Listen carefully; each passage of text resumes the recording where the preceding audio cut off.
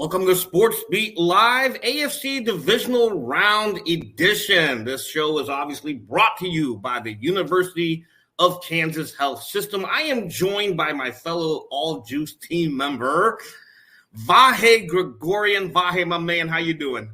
I'm good, Herbie, and I feel like we're kind of lucky to be able to declare ourselves All Juice because I'm not sure who else would, but that's the beauty of our sweatshirts in honor of our dear friend Therese. And I think Therese would agree, with us wearing this attire. Are you drinking your coffee this morning? Yeah, today I got a City of New York Sanitation Department one. Came from my brother and sister-in-law. I'm not sure quite why they chose us for that, but I think they've got a sense of humor. Yeah, lots to unpack here as the Chiefs host the Buffalo Bills at Arrowhead Stadium Sunday night. This is a rematch, obviously, of Week 5's game that the Bills won 38-20, and then the Chiefs beat the Bills in the AFC Championship game last year by 38-24. See, I had the scores kind of flip-flop there. We're about ready to welcome our esteemed colleague, Sam McDowell. Sam, how you doing, my man? Hey, what's going on, guys? Hey, Sam. No All Juice team sweatshirt for Sam, but he didn't get the memo. That's my fault for not sending him the memo. Or he didn't make the cut. Hey, Sam made the friggin' cut, okay? He made the friggin' cut. Well, that's true. No doubt about that. And speaking of making the cut here, and because of Sam's All Juice tendencies, we got to jump into the big news of the day, and Sam was busy from about midnight running this story down. Obviously, we're talking about Willie Gay's arrest overnight for a misdemeanor destruction of property charge. Sam, you ran down the police report. You know what time he's supposed to be in court. Why don't you walk us through it and tell the audience what exactly is going on here with Willie Gay? Willie Gay was arrested last night, Wednesday night, about 10:30 at an Overland Park apartment complex and charged this morning with one count of criminal damage to property, which is a misdemeanor, a Class B misdemeanor. And according to the Overland Park Police Department's offense report, that damage was to a vacuum, a cell phone screen, a wall and door frame, and a humidifier totaling $225. He appears in court later Thursday afternoon, at which time we'll probably know more, but that's what we know so far. How do you think this will affect his availability potentially for Sunday? Is it going to affect it, or is this just something that he will be available to play? Well, I mean, it's certainly a question that, heck, it'll probably be you, Herbie, that we'll ask of Steve Spagnuolo. It's interesting that, we should note that Thursday's the day that Andy Reid does not talk to the media. And Herbie, you obtained the Chiefs statement on this matter, so we should share that as well. But the coordinators are the ones who speak today. And so Steve Spagnuolo, defensive coordinator, is, of course, going to be asked about Willie Gay. From a football standpoint, which, we always couch by saying is the less important part of this equation because we don't know exactly what occurred in this incident. Willie Gay is an important piece of the defense. He plays over half the snaps. Particularly against a running quarterback like Josh Allen. I think Willie Gay is a very key piece of what they're going to try and scheme up. And so those are some of the questions that the Steve Spagnuolo will certainly be asked today about 1:30. Yeah, and then Herbie, Sam, go ahead, Vi. No. Well, I'll just say this. I mean, just to underscore what Sam said, I mean, part of the complication right now is, okay, we have the document and we have the report because of Sam's incredible diligence on this, up late and up early. But nonetheless, I think it's fair to say we don't still really have a complete picture of what happened. And thus, I think we probably don't have a complete picture of the implications.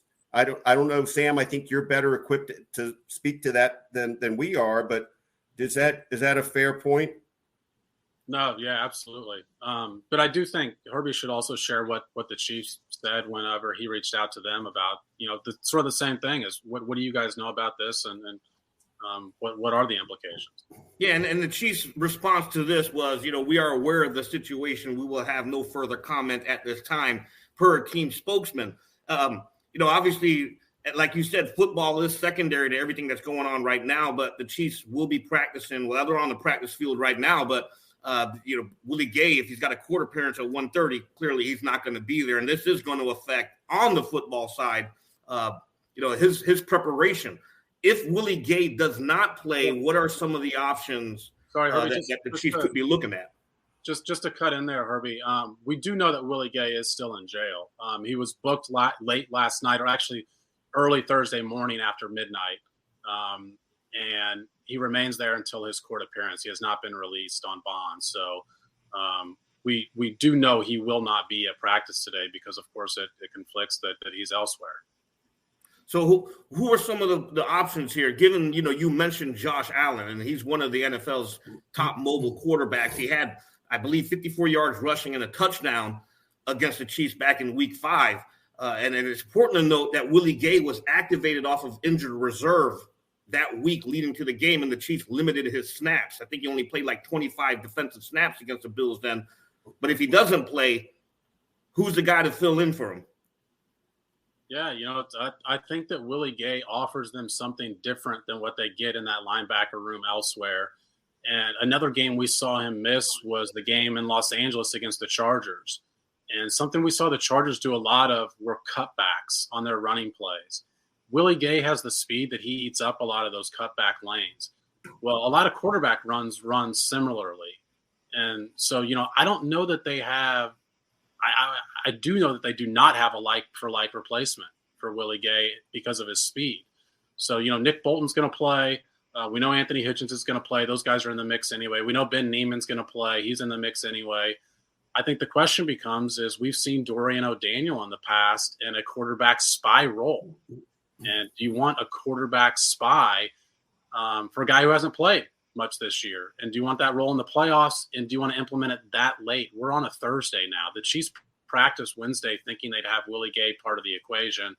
They head into Thursday not knowing if they're going to have Willie Gay part of the equation. So I think it's the guys that they've rolled with most of the year and just asking them to do more. Hey, go ahead. You're getting ready to say something. Just this. It's a very interesting question, Sam, that you bring up. The kind of working through the matrix or the Rubik's Cube, whatever you want to call it for the Chiefs. Do you go with guys who I think you can make the case maybe less athletic? Dorian O'Daniel's a pretty good athlete, but he really hasn't had much time that I can think of at all this season in the sort of role you're talking about. So he might be most athletically suited, but not necessarily, obviously not as suited in terms of, just experience and what he's been able to do on the field before when he had more of a chance in the past. So I think there is a really interesting question there. I mean, it is a little late to do massive revisions too of any scheming. I mean, but let's face it, that's part of what the call of the NFL is. You got to change it up and adapt to what's happening. So I don't know if there's any one answer they're going to come up with. I sort of suppose they better have multiple answers. And that's a good point, Vahe, because I want to touch on what Brian Johnson just said there. Bad timing. From a columnist point of view, we know Andy Reid loves to be, he's so into the attention to details. He likes to be prepared. What does this do to the psyche of the team, knowing that your starting linebacker right now is going to miss Thursday's practice because of an off-field issue?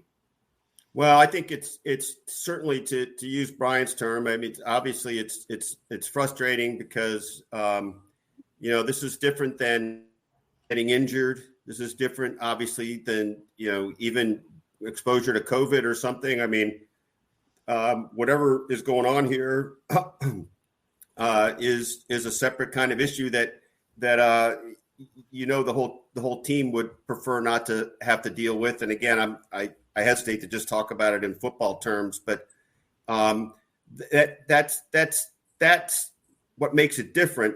The thing that makes it similar to other things is, look, this is a team that, every team has to deal with sudden changes, right? Whether it's on the field or in game preparation, whether it's somebody getting hurt before a game, in a late week practice situation, or something coming up with L'Jarius Sneed having a death in the family. So it's not like they're not equipped to or don't understand that they have to be able to deal with flux. I mean, that much, whether this has a different kind of impact because of the nature of it, that's another question, I suppose.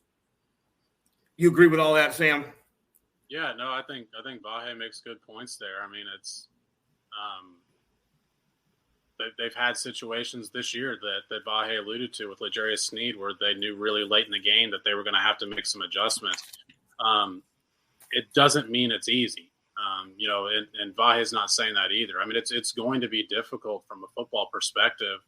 What happens? And I'd imagine that when Willie Gay has not yet appeared in court, that the Chiefs, are a little bit in the dark right now as well about, what's going to take place on Sunday.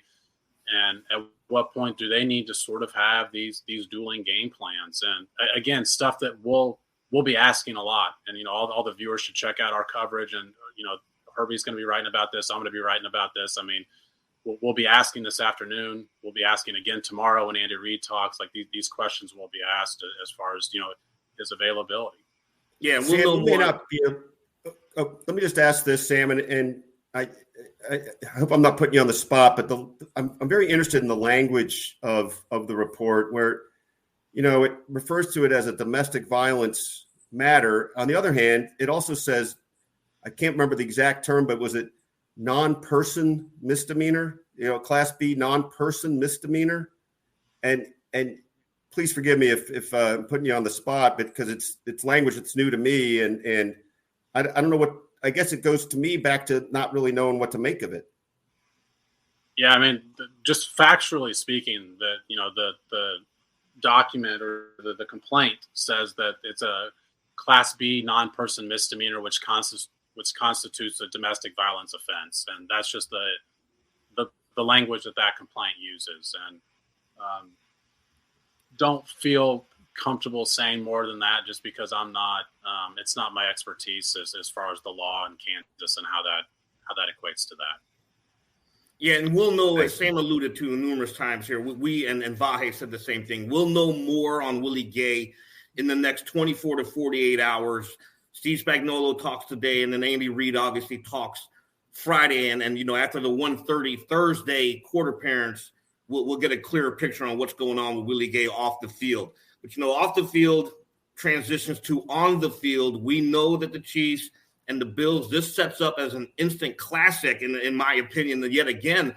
But before we get to that game, let's look back at week 5. The Bills beat the Chiefs 38-20, but Patrick Mahomes had himself a game to forget with 2 interceptions, a lost fumble. Byron Pringle lost a fumble, and 4 turnovers in that game. Outside of those turnovers, what stood out to you guys about how the Chiefs lost that game? We'll start with you, Vahe. I just felt like they got down early. Obviously, the turnovers were a big part of that. At that point, I think I can't remember exactly how this played out, but I think we were all looking at each other in the press box like, who is this Chiefs team? I mean, I think if I remember right, we went into that day thinking, well, this is about the time where they're going to reset and remind us of why everybody thought they'd be, well, where they are now.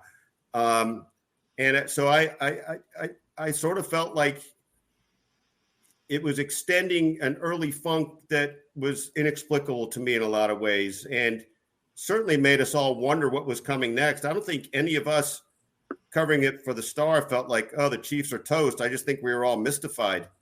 And part of that was, I know you mentioned it, Herbie, and you're saying, what else besides the turnovers, but the turnovers was really, I know I harp on this every week, but it was both crucial and completely uncharacteristic of Andy Reid coached Chiefs teams. And it was the prevailing wave of the early part of the season. Doesn't mean they won't commit some this week. They committed 2 against the Steelers in the first half, and you sort of got in their first 5 series, and you sort of started wondering, like, ruh-roh, are they, looking like early season form? So that will still be crucial in this. I mean, that's going to be very crucial in the early going as the tempo and just sort of foundation of the game gets set. Sam, you were obviously sitting next to me, or excuse me, Blair was actually in between us at that time. But, I remember all the comments we had going during that game. What stood out to you the most about that game? Well, it was shocking to see a Patrick Mahomes team lose a game like that because we had not seen it in the regular season at all. It was reminiscent to me of the Super Bowl for a couple of reasons. And the primary one is they defended. We've talked so much about this deep shell that teams are doing against the Chiefs this year, and that's what the Bills did. And man, did they have the personnel to do it. I think they have one of the very best safety tandems in football. And then at that time they had Tre'Davious White. Tre'Davious White's not going to be part of this game. He's out for the season, and that's a big absence on the outside for the Bills. But with those safeties, Patrick Mahomes said it yesterday during his press conference. What makes them unique is they're both able to drop and they're both able to push up. And so you don't know exactly which guy's going to be playing free safety and which guy's going to be playing strong safety. So for all of this talk we've had, and I mean, heck, I wrote about it last week. I think that these teams have given Patrick Mahomes a little bit of a benefit unwittingly by playing these defenses against him because he's practiced against it all year long now. And the Chiefs are considerably better against it than they were in week 5 because they're willing to be patient. They're willing to take what's there. But this is his biggest test yet because they've got the best personnel in this sort of structure. Yeah, and Micah Hyde, that's crazy interception, over-the-shoulder interception he had last weekend against the New England Patriots. And Sam points out their safeties are highly athletic. They're highly capable, and Hyde showed that with that play. Before we jump ahead as to what has changed, because a lot has changed from that game for both teams, let's take a quick break here with a word from our sponsor, the University of Kansas Health System. March 4th, 2015, I got out of the shower and felt a lump in my left breast. We were able to quickly uncover that she had 2 subtypes of breast cancer, each of them requiring separate and unique treatment plans. This is why you come to the University of Kansas Cancer Center. It is critical to be treated by a team of experts in that specific cancer type. If you don't start with us, I think you'll have more questions than answers. Why would you go anywhere else? Thank you for our sponsors there. As we look to this game, I think it's important to note also that Chris Jones didn't play that game. He had a wrist injury back in week 5. Shavarius Ward was still dealing with a quad injury. I see the comments blowing up about Daniel Sorensen, and they're right because that was actually the last game he started. In week 6, the Chiefs finally made the switch to Juan Thornhill. But as we look at this game here, what needs to happen for the Chiefs to erase the mistakes of week 5 to come out of the victory here in the AFC Divisional Round bye? Did I mention turnovers? No, but, it is funny, though, Herbie, and I think we've probably all done this in some form this week. I tried to quantify it, I think, even in the column from Sunday's game, how many things are different on the defense, from Melvin Ingram to some revisions of the starting lineup, including, Thornhill for Sorensen and things like that. So what's really interesting to me the most is that Andy Reid has made this point. Sean McDermott made it the other day too. They have played each other so much. This will be the 4th time they've played each other in 2 seasons, right? And each of these games has had kind of a little different dynamic to it. So what I wonder about is how much they'll be able to, how much either of the teams will be able to get to what it was that worked so well for them in the past games. I mean, it's not that long ago that Clyde Edwards-Helaire ran for 161 yards against the Bills. I'm not saying, that's not going to happen, but it points to different pressure points that each team is going to be looking to take advantage of while contending with the wrinkles the other team's going to throw at them. I think it's just totally fascinating. And I know I didn't answer the question, but that's what I feel. No, you answered the question, but, we've also seen the evolution. You mentioned Melvin Ingram wasn't there for that game, and he's been huge for this defense. No ands, if, buts about that because his arrival and a healthy Chris Jones, a healthy Frank Clark for the second half of the season has certainly led to this defensive renaissance, so to speak, for lack of a better term. But they are a different defense. But offense, Sam, and you and I know this as well, the deep ball, as you mentioned, was not, teams were playing against that. But Mahomes and Tyreek Hill and that offense has evolved to where they are taking advantage of the underneath shots. Can this work against this Bills defense? Yeah, I mean, it certainly can. The Chiefs have proven that it's worked against other teams they've seen play the same way against them lately. So, offensively, what needs to change is that they need to play the way that they've been playing late in the season because they're going to see a lot of the same defensive structure. Defensively, they hit Josh Allen one time in that game in Week 5. I think including the runs, he had the ball like 32 times or something, and they hit him once. They didn't sack him at all.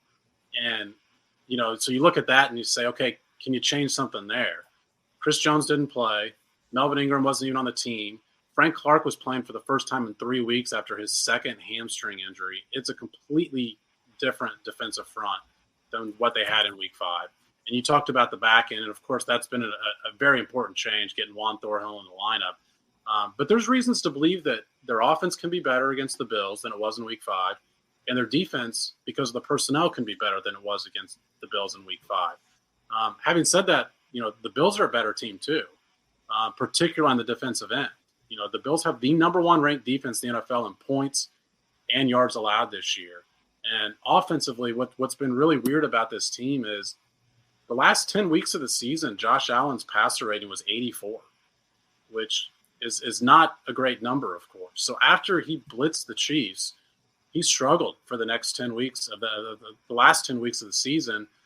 But then you look at the last week against the Patriots, and they scored on all 7 drives, and he throws 5 touchdowns. I mean, he just has an amazing game.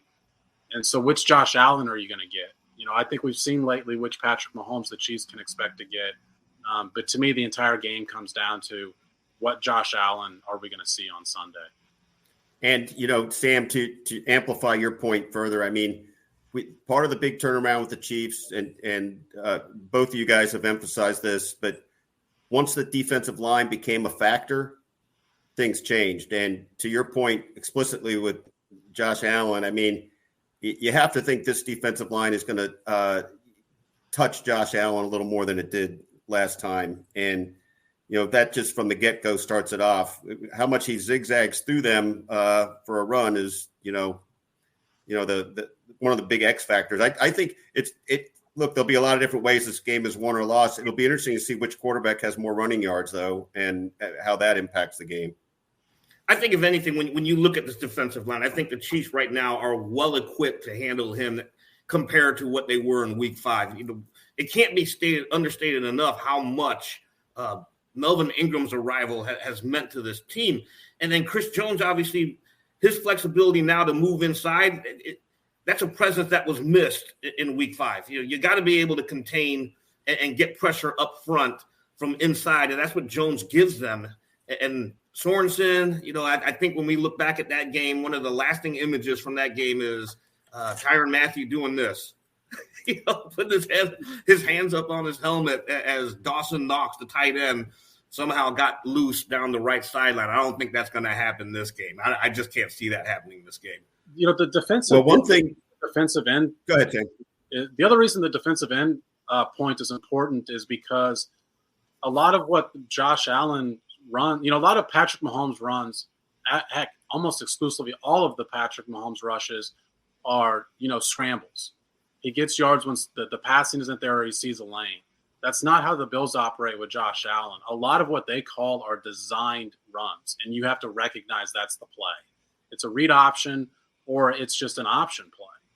And so what becomes really important are that your defensive ends stay home and they read the play. And we've heard a lot this season, and Vahe wrote really well about it on Sunday. A lot of what Melvin Ingram does doesn't show up in the actual statistics. One of the things he does really well that doesn't show up in the statistics is he sets the edge and keeps guys to stay home. And so and Frank Clark does that too. He does that well, by the way. That's one of the reasons they brought him to Kansas City in the first place, as much as pressuring the quarterback. So I think they have the defensive ends that are in a pretty good spot to defend against the design runs the Bills have. the question comes down to where we let off the show is the linebacker situation, because we feel like Willie Gay is as equipped at linebacker as anybody to handle a guy that can do that sort of thing. Yeah, you need that athletic linebacker or even a safety. Maybe even put Tyrann Mathieu as a spy on Josh Allen, which makes perfect sense because, this is a guy that can hurt you with his legs. Well, if you put Tyrann Mathieu as a spy, you're putting 49 in the back end, which is something they've done recently, by the way. We saw them do that in Denver. Which surprised me. We saw him do it in Cincinnati. Daniel Sorensen was in a cover 2 and got toasted in a zone play cover 2 by Jamar Chase. We saw it in Denver on what we all thought was Drew Lock's best pass of the game to Tim Patrick. Daniel Sorensen was in cover, both because Tyrann Mathieu was close to the line of scrimmage. Tyrann Mathieu likes to play close to the line of scrimmage. I think they're better off with him further back because it puts Daniel Sorensen more in that role close to the line of scrimmage. But I absolutely think that's one of the questions the Chiefs have to ask themselves scheme-wise this week is, if Josh Allen has a hell of an arm. We all heard he thinks he can out-throw Patrick Mahomes as far as distance. And so I don't think I'd want 49 on the back end when that is my quarterback. I'm more comfortable having that guy on the back end last week against Big Ben Roethlisberger.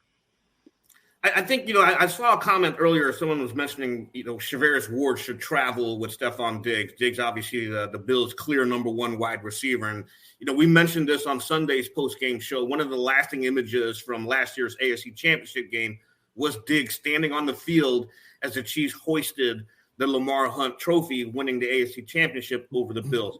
Vahe, I hate to do this. I promise you I wasn't going to do it. But if you had a certain background, how much does that play into a psyche of an athlete, as an extra motivational ploy?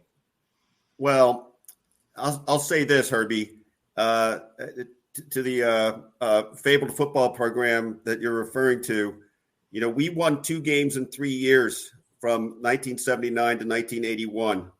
And that was absolutely what drove 1982. And of course, as you well know, the first Ivy League championship in 23 years at the University of Pennsylvania. And I realize you're talking about it in the moment, but there's no doubt that that past anguish, right? That kind of feeling, we know that in all our lives in different ways. And it is funny. These are professional athletes, but we see it all the time where they have to invent something to spark them a little more. Well, this one isn't one you have to invent. This one figures to be deep-seated. And let's remember, I was thinking about this earlier in the week too. It's sort of something Sean McDermott's facing. Andy's legacy until the last couple of years was a guy who's just never quite getting over the top. And I think that's something that's driving Buffalo now too. They've been right there. They know they're as good or better as the Chiefs are now, at least based on what they did early in the season. So all that's, I think, a pretty powerful stew of stuff for them to come into this game with. I mean, we know the Chiefs will be ready. I believe the Chiefs will be ready, but I think we should assume Buffalo will be really driven in this game too. What's interesting about that part is that the Bills we've all thought from the outside, looks like the Bills have built themselves particularly to beat the Chiefs with the speed that they're, stockpiling in the secondary, the safeties we mentioned, the cornerbacks. Of course, one of the cornerbacks they got was in that Patrick Mahomes trade. But I was surprised to hear that Andy Reid yesterday kind of acknowledged that the Bills have been building just to beat the Chiefs. And he said, that comes with the territory. When you've made a couple Super Bowls, and typically the goal is just to be the best team, not to be better than a specific team. But that speaks to where the rest of the league views the Chiefs. And like I said, it's one thing for all of us to kind of think, that move looks like it might be, to do something against the Chiefs next time they face these guys. But for the head coach to acknowledge it, then it becomes very real that that's what's going on in Buffalo. And speaking of Andy Reid's comments, and sorry about apologies to producer Monty in the background. This is exactly what Andy Reid said yesterday or Wednesday that Sam was talking about. Hey, Andy. In what ways, if at all, does a Week 5 matchup factor into a playoff matchup? Well, they got after us. So I'm sure they'll change some things, a little bit like what I said last week. They'll change some things, and we'll change some things. And we've played them so many times here in the last couple of years, and you got to kind of mix it up a little bit. So, and I'm sure they feel the same way.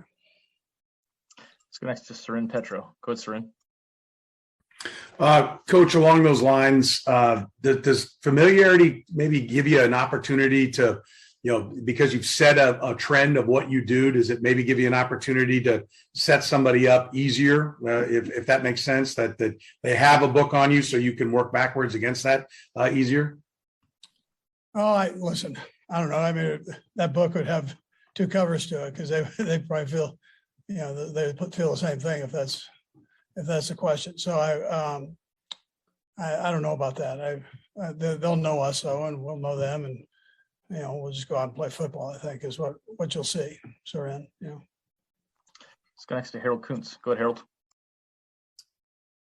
Hey, Andy, when you do look back at that Week 5 game, you also kind of realize to yourself, wow, we changed a lot as a team from that game too, just both offensively and then obviously with the defensive starters that were out in game Week 5, that's obviously changed too. So do you guys look back at the film and appreciate how much you guys have changed since that day?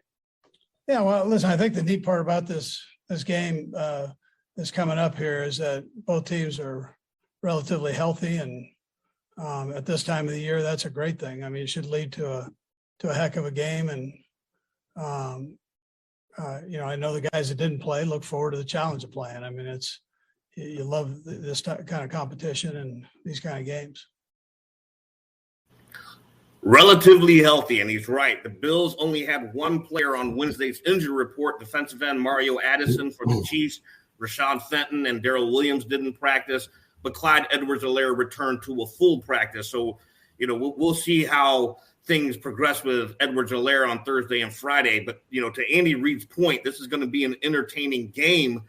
And as we've mentioned here, let's talk X factors here, gentlemen. I think right now the line was moved from 2.5 to 1.5. The Chiefs favored by 1.5 at home, and that's almost like unheard of for a line to move in the middle of the week. Sam is our he writes a lot on the line. How surprised were you that the line moved? I mean, not crazy surprise. I expected the line would open around 2.5, and some places had it 2.5, some places had it 3. I think a lot of the telltale signs comes what happens on Saturday and Sunday, when the quote unquote sharps like to put a lot of money on a line that they think is skewed. So we'll see what happens over the course of those 2 days, but somewhere within a field goal, I think makes sense for this game, right? I mean, you look at the way these 2 teams match up. I don't think either result is going to surprise any of the 3 of us. I don't think it's going to shock us if Buffalo comes in and wins this game. I think these are the best 2 teams left in the playoffs. I really think that doesn't mean that the winner of this game wins the Super Bowl. A lot can happen, but I do think that these are the best 2 teams in the NFL right now. So it's time to put you on the spot here. I will say this. Back in Week 5, out of our esteemed panel, I think Sam and I were the only ones that picked the Bills to win. So do we have deja vu this week, Sam? Who's your prediction, and then who's your X factor? Yeah, I've gone back and forth on this a lot. It feels like a last team that has the ball in a game-winning field goal situation. But I do think for the second time this year I'm going to pick against the Chiefs, and I think Buffalo wins this game by a field goal. I think it's about a 27 to 24 game. Wow. Okay. Vi? Well, who's your X factor? What's the X factor? Yeah, I think Patrick Mahomes in the offense plays better. But the reason I think the Bills win is I do think that Josh Allen gets some rushing yards against these guys. I think he picks up some key first downs that way or prolongs drives that way. So, it's easy to pick the quarterback, but I think specifically the quarterback, because of his rushing ability, is going to play a key factor. Vi? My prediction is 31-27. Do you care which team? Yes, we do care which team. That matters. Oh. It can't be the Steelers this week. I'm going with the Chiefs, 31-27, and my X factor is either a Daniel Sorensen pick six or he creates a crucial turnover with knocking a fumble loose. Wow. That is an X factor. Wow. That is a total X factor. Look, I can't disagree with Sam here. You know, we've been, I think we've seen eye to eye on so many of these games this year, and I just think, and I'm going to use Vahe's example there. To me, when I see Stephon Diggs standing on the field and watching that presentation, and he's right. You know, players do have a way of motivating themselves. We see it in Kansas City with Patrick Mahomes. Whenever he feels he's snubbed, you know, what did he do when he counts on his fingers? You know, I think the Bills are equipped to beat the Chiefs. They showed it in Week 5, and I think the team that we saw that destroyed a Bill Belichick team this past weekend is the same Bills team that beat the Chiefs in Week 5. I'm going to pick the Bills, and I also think it's going to be a close game. I'm going to go 27-24 with that game there, and the X factor is Josh Allen. You know, is that the score? You couldn't even change the score. I mean, wait, you picked 27-24 too? I did. Oh, I thought you said 17-14. Okay, 31-28. There you go. There's my prediction. So this will be, look, whatever happens here, we all think it's going to be a close game. We think this is going to be an instant classic. You know, the game can go either way, obviously. But I just think we are really in line for a fantastic game. And with that, join us after the game, and we'll find out if Vahe was correct. You know, the minority here can laugh at the majority if he's correct here. But join us Sunday night after the game. We will come back with a Sports Beat Live post-game edition brought to you by the University of Kansas Health System with Sam McDowell and Vahe Gregorian. And for our producer, Monty in the back, I am Herbie Tiopi. Have a good day.